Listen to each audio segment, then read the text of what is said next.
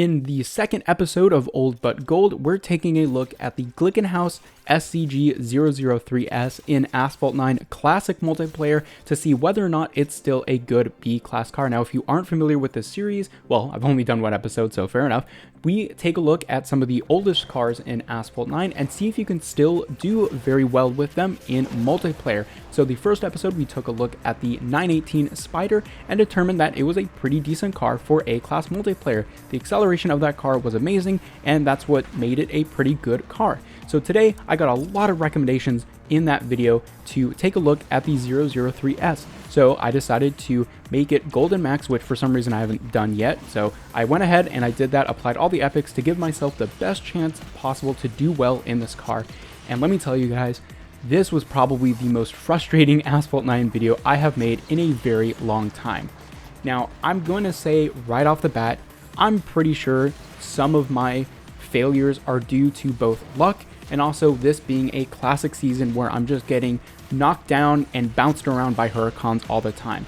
I think if I saved this video for a Ghost Slipstream season, this car would probably do very good because of its top speed.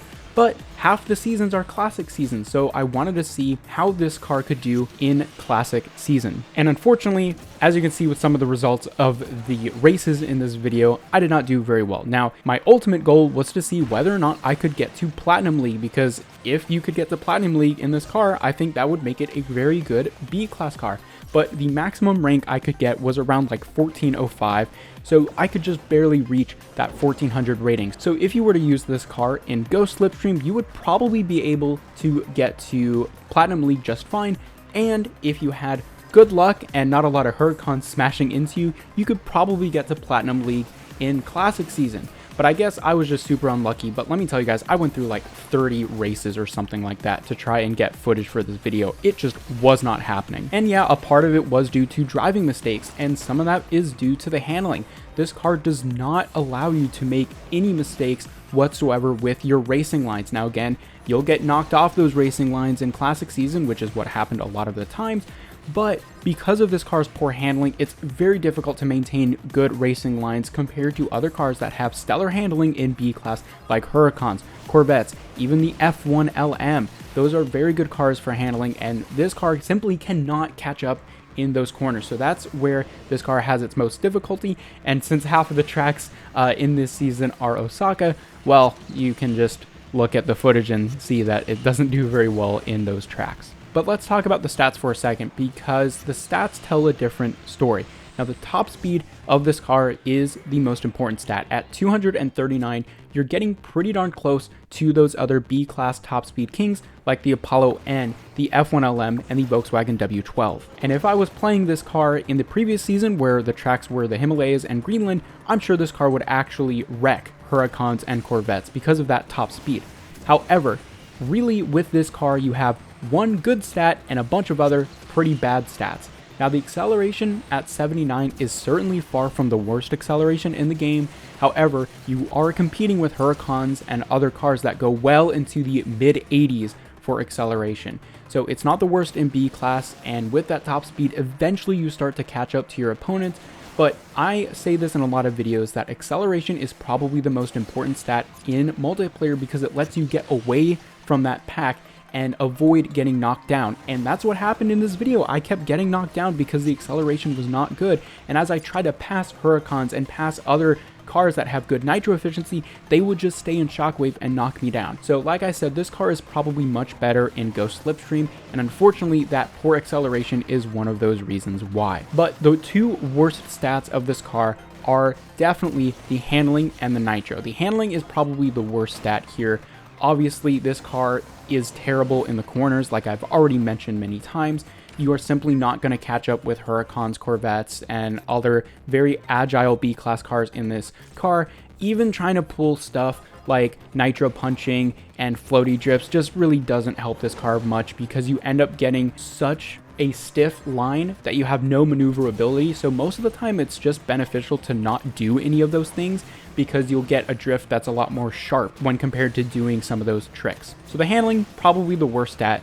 Now, I took a look at the nitro efficiency because it felt really bad in game. I felt like I was missing shockwaves a lot, and I felt like, especially when I was drifting, it was taking forever to fill up my nitro bar to get a shockwave. And it was pretty much the same stat as the Apollo N. In fact, I believe it might have been even better. So I don't know what was up with that. Maybe it was just me being super ambitious and getting stressed out about trying to make this video.